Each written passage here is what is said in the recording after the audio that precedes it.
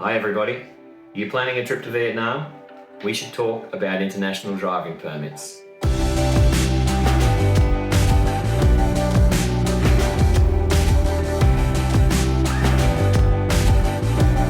So today on the channel I wanted to talk about international driving permits and how they relate to your trip to Vietnam. Now let me first start by saying that you definitely need an international driving permit if you're going to either ride a motorbike or drive a car in Vietnam. So if you're planning a holiday that involves these activities, you definitely need to get yourself an international driver's permit. Short of that, the only other way to do this is to get a Vietnamese license. And that involves a hell of a lot more work than most people are going to be wanting to put into their trip. So firstly, I want to say that if you are planning on riding or driving around Vietnam, good for you. That is one of the best ways to see the country, and it is beautiful. You're going to have the time of your life. Now, after spending years in the travel industry as a travel agent and also doing a lot of research, I can tell you that there is a whole host of misinformation out there when it comes to international driver's permits in Vietnam.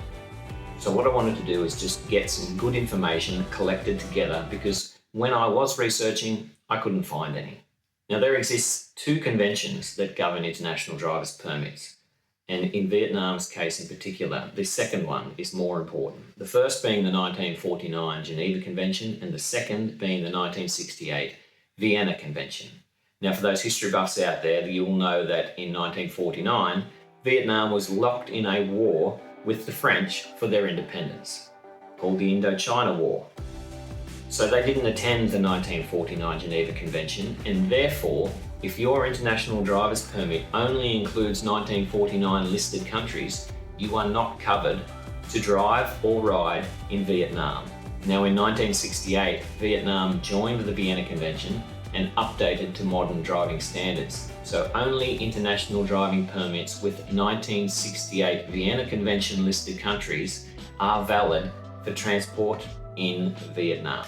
Now, if you're coming to Vietnam to rent a motorcycle, let's say for the Ha Giang Loop, I can tell you with certainty that you will have your IDP checked.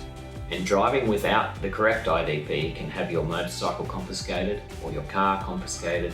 Renting a motorcycle or a car without the correct IDP will void your insurance if you need to claim, and it can lead to legal issues.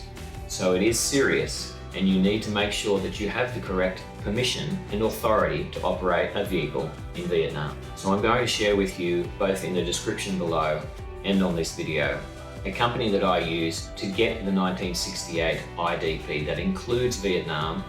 And from personal experience, I can tell you that you get through the checkpoint without any hassle. You just get waved straight through.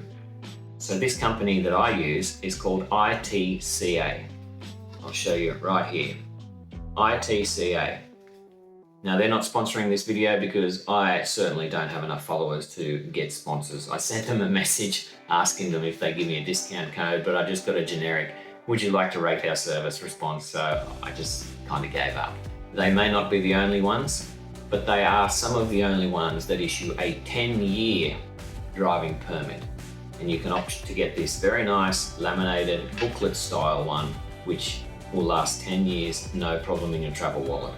So I'll list those down below, because when it comes down to it, let's face it, doing the Ha Giang Loop on a motorbike should be a bucket list item of yours. And you don't want to have to worry about whether you have the authority, should I say, to travel around the country, and you're going to run into problems.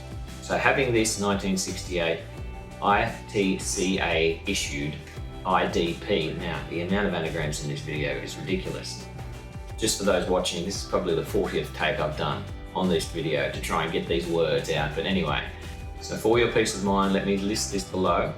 And if you get yourself a 1968 Vienna Convention IDP, you will be fine in Vietnam, and you can hire cars, ride motorcycles without being fined. And now that the correct information is out there, I hope nobody else gets confused, and I really hope nobody else gets fined at any of the checkpoints around the beautiful country that is Vietnam. So thank you for watching. If you haven't seen our Ha Giang Loop video series, do check that out, and I would love you to like, comment and subscribe. So have a good day and enjoy your Vietnam trip.